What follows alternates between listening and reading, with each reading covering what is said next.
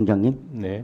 지금 선관위 고위직 자녀들의 특혜 채용, 다른 특혜 채용까지 문제가 되고 있습니다.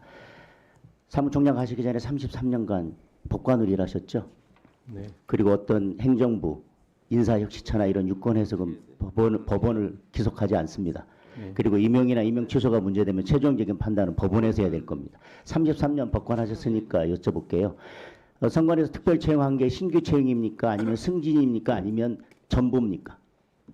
신규 채용이죠? 지금 채용 비리에서 나오는 것은 예. 경력 채용이라고 해서 경력 채용이지만 신규 채용이잖아요. 지방직 공무원을 국가직 공무원으로 네, 전환, 신규 채용. 그러니까 말하자면 전환이지만 신규 채용이죠. 실질적으로는. 법리적으로는. 그러니까 국가직으로는 신규 채용이라고 볼 수 있지만 국가직으로 그냥 전환한 것이 아니라 경력직을 신규 채용한 것이죠. 자, 그런데 그러니까 그 자, 부분이 지금 그리고 문제라는 총장님, 겁니다. 지방직 공무원과 대한민국의 지방직 공무원과 중앙직 공무원의 지위를 겸하고 있는 공무원이 대한민국에 단 한 명이라도 있습니까? 없습니다. 네. 자, 그리고 예를 들면 6급 공무원으로 근무하다가 이제 행정고시를 해서 5급에 합격이 돼서 근무하는데 나중에 보니까 임용 과정에서 문제가 있어서 임용이 취소되면 그럼 다시 6급으로 돌아갑니까? 그렇진 않습니다. 승진이 아니기 때문에. 네. 지금 지방 공무원을 선관에서 국가 공무원으로 채용한 것은 전보도 아니고 승진도 아닙니다. 그런데 이거에 대해서 수사 의뢰를 했으면 지금 선관에서도 이걸 범죄 행위라고 생각을 하고 계실 텐데 왜 인사혁신처에 지금 특혜 채용이 문제된 고위직 자녀들이 지방직 공무원의 지위가 유지되고 있느냐고 물어보신 겁니까? 어떻게 지방직 공무원과 국가직 공무원의 지위가 같이 유지가 될 수 있습니까? 왜냐하면 이게 문제가 되고 취소가 되면 다시 지방직 공무원 원래대로 돌려 보내시려고요? 말씀드리겠습니다. 지금 그 의원님께서는 그 단순히 채용 말고의 별도의 그 법률적인 개념을 상정을 안 하시고 계시는데 제가 본 바에 의하면 국가공무원법에서 지방직과 그 국가직 간의 이 상호 교류는 전환이라는 개념을 제가 말씀드렸지만 네. 전환이 아니라니까요. 다시 말하면 인사혁신처나 이런 데 국가기관이 인사 관련된 데서 관여한 것이 아니라 지방직 경력이 있는 사람을 그러니까 선관위에서 그거 말씀드리지 독립기관인 않습니까? 선관위에서 특별 채용을 그러니까 한 것이죠. 신규 채용한 의원 것이죠. 면직 형태로 지방직에서는 면직이 되고 우리한테 신규 채용이 되는데 이 신규 채용과 이 면직 사이에는 조건부라는 겁니다. 그래서 별도로 채용이라고 안 하고 국가직 전환이라는 개념을 쓰는 것이고요.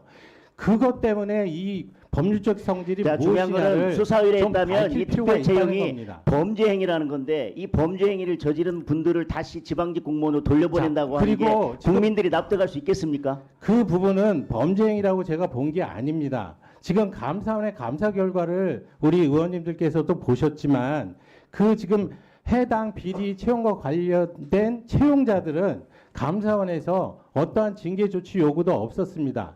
그 취지는 뭐냐면 실질적으로 감사 결과를 보면 이들이 이 지금 비리 행위에 어떤 식으로 연루가 됐는지가 정확하게 밝혀지지가 않았습니다.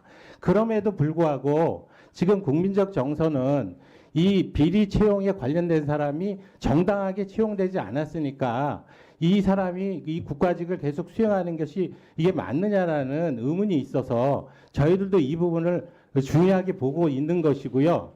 그래서 이 부분에서 본인이 책임질 부분이 있는지 없는지를 법률적으로 좀 더 검토하기 위해서 지금 임용 채용의 취소 조항을 지금 검토 중이고요. 그렇게 하려면 기본적으로 이들에게도 규책 사유가 있어야만 하는 것입니다. 그런데 감사원 감사 결과에서는 이들에 대한 규책 사유가 지금 밝혀지지가 않았어요. 그래서 저희도 내부적으로 이 공모 관계라든지 실제적으로 이 채용에 대한 부분을 지금 그렇기 때문에 제가 말씀을 드리지 않습니까?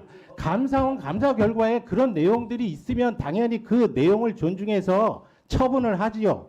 근데 감사 결과에는 이 10명에 대한 비리 행위가 없다는 겁니다.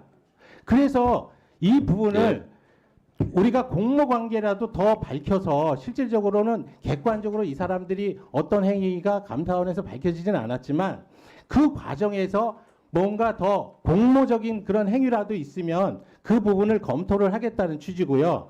지금 그리고 저희가 자체적으로 자, 좀 줄여주시죠. 계속 질문 하여튼 한마디만 하겠습니다. 예, 저는 기본적으로 이 비리 행위를 척결하기 위해서 사무총장으로 들어온 사람입니다.